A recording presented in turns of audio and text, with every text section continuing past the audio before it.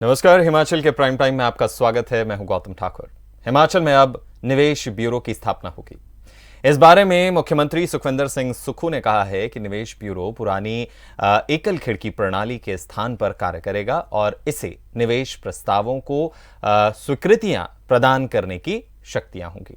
साथ ही उन्होंने कहा कि इस निवेश ब्यूरो की स्थापना उद्योग विभाग के अंतर्गत की जाएगी और सभी संबंधित विभागों के अधिकारियों को इसमें शामिल किया जाएगा ताकि निवेशकों को प्रदेश में उद्योग मित्र वातावरण जो है वो प्रदान किया जा सके। एक फ्रेंडली एनवायरनमेंट देने की कोशिश जो है वो की जाएगी और उन्हें निवेश से संबंधित किसी भी परेशानी का सामना ना करना पड़े।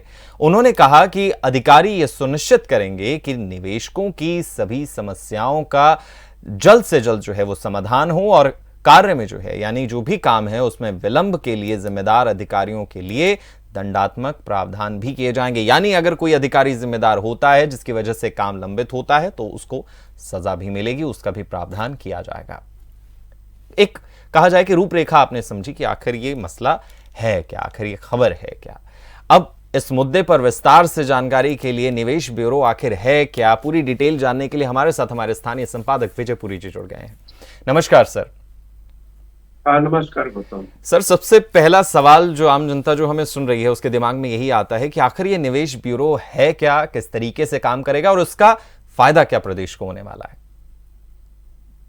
देखिए गौतम, राज्य में जब से औद्योगिक पैकेज आए हैं या फिर यूं कहें कि राज्य सरकार ने जब से राज्य में उद्योगों को बढ़ावा देने के प्रयास किए हैं तब से एकल खिड़की योजना राज्य में बनाई गई थी ताकि राज्य में जो पूंजी निवेश करना चाहते हैं उनको जल्द से जल्द स्वीकृतियां दी जा सके। पूर्व सरकार तक ऐसा ही चलता रहा है। इससे पहले भी एकल खिड़की योजना बनाई गई थी। वीरभद्र सिंह सरकार के समय भी ऐसा ही चलता रहा है। मुख्यमंत्री सुखविंदर सिंह सुक्खू ने आके कुछ परिवर्तन करने चाहे हैं और यही कारण है कि निवेश ब्यूरो की स्थापना की गई है। उन्होंने सत्ता में आने के साथ ही यह घोषणा कर दी थी कि राज्य में उद्योगों को बढ़ावा देने के लिए एक अलग से ब्यूरो स्थापित किया जाएगा और इसका निर्णय मुख्यमंत्री ने इसकी घोषणा जो है वो बुधवार को देर शाम को कर दी थी। हाँ गौतम। तो सर, इस ब्यूरो का मेजरली काम क्या रहेगा? देखिए गौतम, राज्य में जो भी पूंजी निवेशक आते हैं उनके लिए समस्या यह रहती है कि उन्हें विभिन्न विभागों से परमिशन लेनी पड़ती है। कभी पोल्यूशन विभाग से परमिशन लेनी पड़ती है, कभी उद्योग विभाग, कभी वन विभाग, कभी स्थानीय जो है वो परिषद जैसे बद्दी में लगते हैं तो नगर परिषद की अनुमति, जमीन अलॉटमेंट की, और विभिन्न विभाग जुड़े रहते हैं इसमें।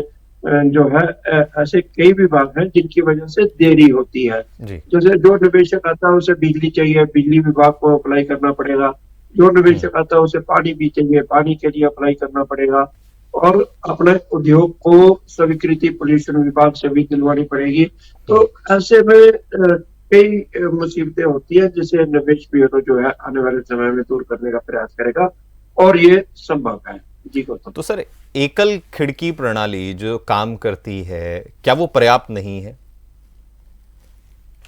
गौतम, मैं ये भी कह सकता हूं कि निवेश ब्यूरो को वास्तविक तौर पर सक्रिय बनाना पड़ेगा। अगर ऐसा नहीं हुआ तो हम ये कहेंगे कि नई बोतल में वही पुरानी शराब है और जो इसका जो मकसद है वो पूर्ण तौर पर विफल हो जाएगा। अभी तक जो हम लोग देखते आए हैं वो एकल खिड़की योजना भी लागू थी, लेकिन इसका लाभ भी लगभग वो उद्योगपति लगा पाते हैं जो बड़े उद्योगपति हैं। जब कोई बड़ा उद्योगपति राज्य सरकार के पास आता है और ये कहता है कि उसे फलां सेक्टर में पूंजी निवेश करना है और उसे जमीन आवंटित की जाए और उसे जो उसके लिए जो भी नियम कानून कायदे कानून है उनका पालन करने के लिए उसको दिशा निर्देश दिए जाए, तो पहले एकल खिड़की योजना में भी वो पूंजी निवेशक का प्रस्ताव जाता था और कैबिनेट सब कमेटी उसको मंजूरी देती थी और उसके बाद निवेशक को स्वीकृतियां मिल जाती थी। ये बड़े उद्योगपतियों की बात है। लेकिन जिसमें लाख, 10 लाख, 20 लाख, 50 लाख, 1 करोड़ तक का खर्च करना है, वो सीधा उद्योग विभाग में जाता है। उद्योग विभाग कहता है कि जी आपका उसका प्रोजेक्ट देखता है, प्रोजेक्ट को स्वीकृति मिल जाती है, उसे कैबिनेट तक जाने की जरूरत नहीं होती है। ऐसे उद्योगपतियों की संख्या शायद बहुत अधिक है और ये उद्योगपति जो है अभी तक परेशान होते रहे हैं। देखना यह होगा कि जब निवेश ब्यूरो का गठन हो जाएगा, उसके मापदंड क्या होंगे, उसे किस तरह से काम करना होगा। छोटे निवेशक के लिए अभी भी अनेकों समस्याएं हैं। वो समस्याएं आरंभ होती हैं उसके भूमि पर चयन को लेकर, वो समस्या आरंभ होती है उसके प्रदूषण नियंत्रक बोर्ड से उसकी अनुमतियों को लेकर, वो समस्या नगर परिषद की भी होती है और वो समस्याएं जो है बिजली पानी को लेकर भी खड़ी रहती हैं और उन्हें दूर करते करते करते करते निवेशक जो है बड़ा परेशान हो जाता है और अल्टीमेटली जब तक वो अपना उद्योग स्थापित करता है, तब तक अगर 1 करोड़ का प्रोजेक्ट है तो 1 करोड़ 10 लाख तक का हो चुका होता है। जी गौतम। तो सर क्या लगता है, मतलब एक मंशा जो है वो ये रखी गई है कि हर तबके के जो निवेशक है उनके लिए ये ब्यूरो है और उन्हें जो अभी तक तमाम परेशानियां आती रही हैं, अब उन्हें उन परेशानियों से निजात मिल सके, यही एक मंशा है जिसकी वजह से निवेश ब्यूरो की शुरुआत हुई। जी देखिए गौतम, प्रयास अच्छे हैं, इसे सराहनीय कदम कहा जा सकता है। कांग्रेस सरकार के सत्ता में आने के साथ ही मुख्यमंत्री सुखविंदर सिंह सुक्खू ने ऐलान किया था कि पूंजी निवेशकों को बड़े शहरों में जाकर भी आमंत्रित किया जाएगा। इसी के तहत जो उद्योग मंत्री है वो मुंबई गए थे और लगभग 2000 करोड़ रुपए के निवेश के प्रस्ताव उस समय उद्योग मंत्री हर्षवर्धन चौहान को मिले थे। तो ये एक अहम बात है और राज्य सरकार प्रयास कर रही है। अगर राज्य में उद्योग आते हैं तो निश्चित तौर पर हम ये कहेंगे कि रोजगार के लिए एक बड़ा रास्ता खुलता है। देखना यह होगा कि उद्योग किन क्षेत्रों में आते हैं।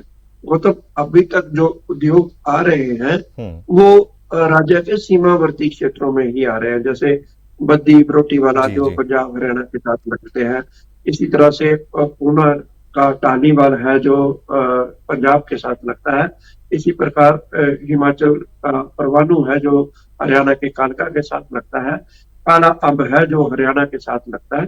तो ये तमाम क्षेत्र जो है वो सीमावर्ती इलाके हैं। सीमावर्ती इलाकों में अधिक लाभ जो है वो स्थानीय लोगों को ना मिलकर जो पड़ोसी राज्यों के लोग हैं वो उठाते हैं।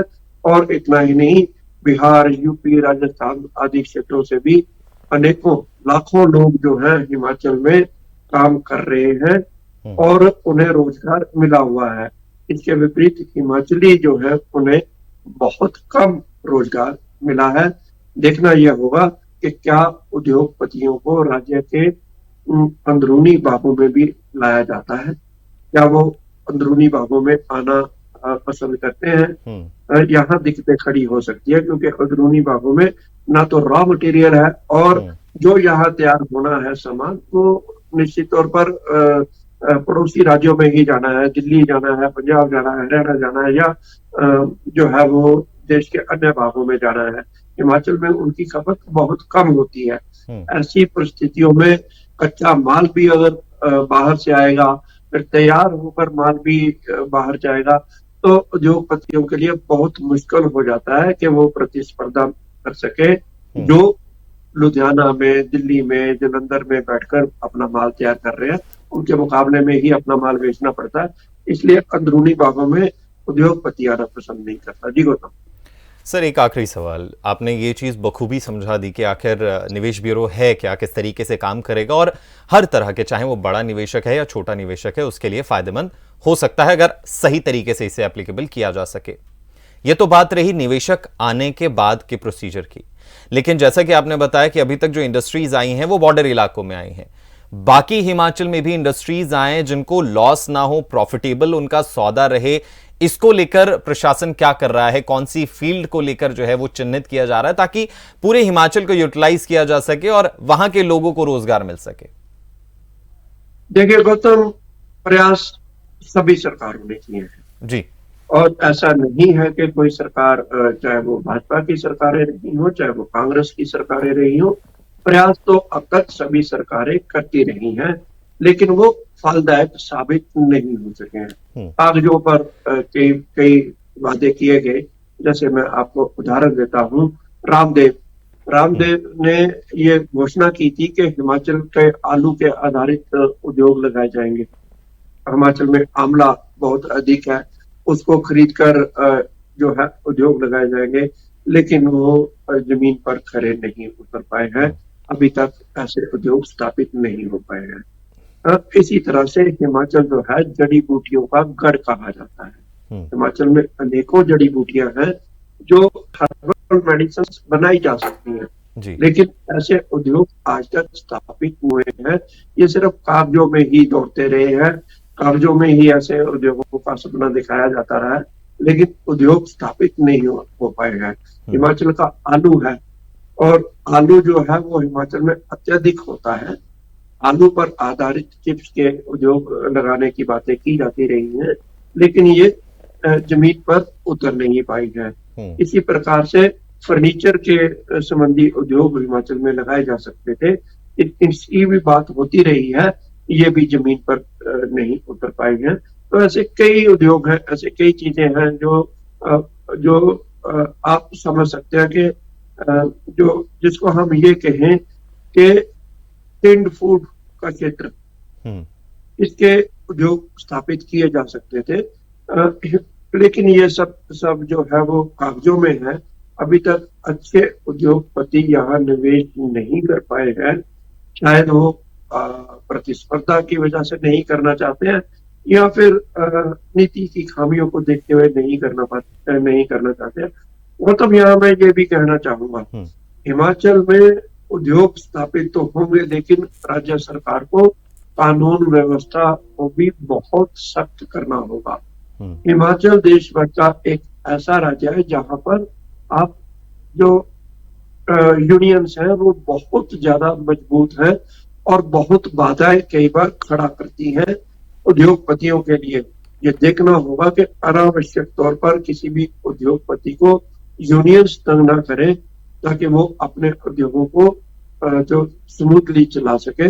हमने ऐसे कई उद्योग देखे हैं जिन्होंने यूनियंस के खौफ से या यूनियंस के धरने प्रदर्शनों के चलते जो है हिमाचल में अपने उद्योग को बंद किया है, और वो बनकर दूसरे राज्यों में चलेगी।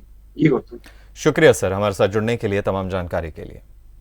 तो आज हमने जाना कि निवेश ब्यूरो आखिर है क्या, किस तरीके से काम करता है, और वो किस तरीके से जो निवेशक आएंगे, चाहे वो छोटा है वो बड़ा है, उसके लिए कितना फायदेमंद साबित होगा, बशर्ते कि ये अच्छे से एप्लीकेबल हो जाए। एक शर्त। वहीं दूसरा कि निवेशक आएंगे, उसके बाद ये निवेश ब्यूरो उनके लिए काम करेगा, लेकिन निवेशक को लाएंगे कैसे, ये एक बड़ी चुनौती है हिमाचल सरकार के लिए।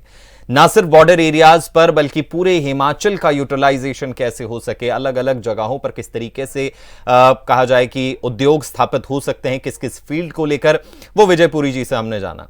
कागजों में ना रहकर धरातल पर वो चीजें उतरें, तब जाके जो है वो स्थिति कुछ ज्यादा साफ, स्पष्ट और प्रगति की ओर जो है वो आगे हिमाचल बढ़ता हुआ नजर आएगा। फिलहाल के लिए हिमाचल के प्राइम टाइम में इतना ही। मुझे यानी गौतम ठाकुर को दीजिए इजाजत, और हिमाचल की खास खबरों के लिए बने रहिए हिमाचल टुडे के साथ।